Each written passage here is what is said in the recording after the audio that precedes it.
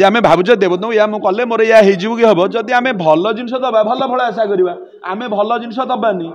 भल फल केमती आशा करवा। पूजारे विशुद्ध जिनस व्यवहार करंतु ता द्वारा प्रथमे निजकू एवं परिवार को एवं निज परिवेश को सुरक्षित न रखिबे।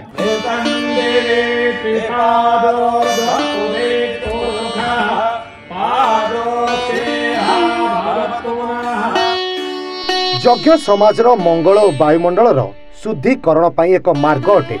मन को शुद्ध और पवित्र करने सह भगवान जोड़े यज्ञ मध्य एक दिग अटे। समाज तथा समस्त व्यक्ति विशेष को गोटे स्थान में एकत्रित करी समाजर कल्याण और सुख शांतिर प्रार्थना करिवार यह हेउची एक अवसर। सेतले एते यज्ञ होनथला वर्तमान 20 वर्ष में बहुत यज्ञ बढ़ी जाइए किंतु संभवतः सेतले जो वर्तमान को आपण 20-25 वर्ष पड़े जहाँ सामाजिक स्थिति थिला आज सामाजिक स्थिति बहुत परिवर्तन आसी मुझे चिंता कली एत यज्ञ हो प्रतिष्ठा हो तो सब सब हो किंतु कहीं आम कहीं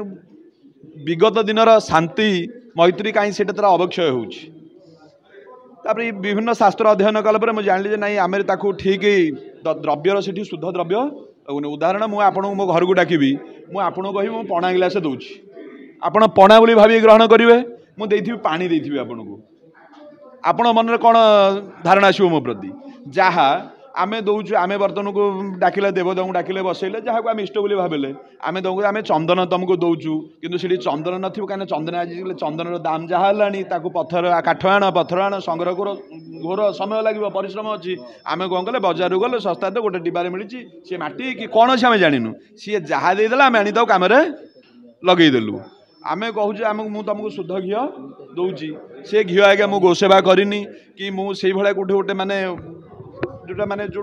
भल जिन पाइबार मुझे गली सीधा पूजा दर्शन गली सी मत जहाँ देला मुझे लगे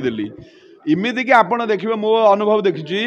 लिखुची माने घी विभिन्न ना नुह नौनी व्यक्तिगत भाव से लिखुची only for burning not for human consumption बोली लिखा माने जहाँ आप केवल जालिबे मनुष्य व्यवहार पर उपयुक्त नुह जदि मनुष्य व्यवहार पर उपयुक्त नुह से आम देवता व्यवहार आज्ञा केमती लगेगा जदि आम भावुचे देवता या कले मोर या हो कि हम जदि आम भल जिन दबा भल फल आशा करवा आम भल जिन दबानी भल फल केमती आशा करवा तेणुक आम ये जो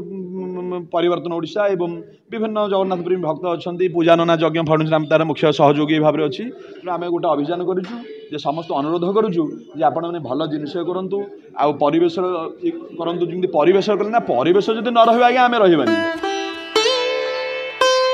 एही परिप्रेक्षी में एक सुस्थ स्वच्छ परिवेश भितर हजार हजार लोकों को एकाठी करी राज्यर शांति समृद्धि परिवेश कल्याणार्थे तथा वायुमंडल शुद्धिकरण निमंते एही श्री श्री अष्टलक्ष्मी महायज्ञर आयोजन करा जाउची। प्रथम थर पर ओडिशा रे एभली एक विशाल यज्ञर आयोजन होउची। पूजानना यज्ञ फाउंडेशन एवं परिवर्तन ओडिशा तथा श्री जगन्नाथ प्रेमी भक्त वृंदक पक्षरु फेब्रुआरी 2 तारिख श्री पंचमी ठारू 10 तारिख सोमवार माघ शुक्ल त्रयोदशी पर्यंत यह महायज्ञ पूरी ब्रह्मगिरी रास्ता गिरण छक निकटस्थ सामुका प्रकल्प पाखरे अनुष्ठित होब। ओडिशार विभिन्न स्थानरू 151 जन वैदिक ब्राह्मण जोगदेवे। वेद ध्वनिर पूरी उठिब समग्र परिवेश। पाखापाखि 16 एकर स्थान में यह महायज्ञ आयोजित होउछि।